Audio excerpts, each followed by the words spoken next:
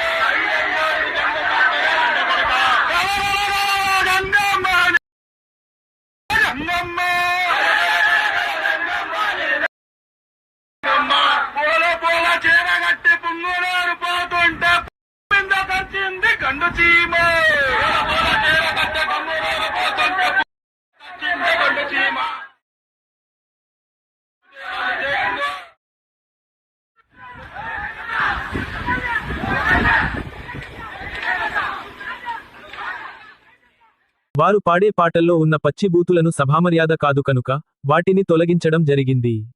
వాటి స్థానంలో వచ్చిన నిశ్శబ్దంలో వారు ఎలాంటి బూతులు వాడి ఉంటారో మీరే ఊహించుకోండి.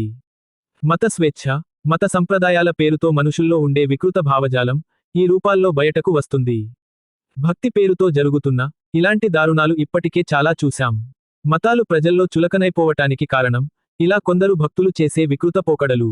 ఇలాంటి వాటిని నియంత్రించగలిగే శక్తి ప్రస్తుతం ఉన్న మన చట్టాలకు లేకపోవడం విచారకరం. మూఢనమ్మకాల నిరోధక చట్టం వస్తే ఇలాంటి వికృత ఆచారాలకు అంతం వస్తుంది.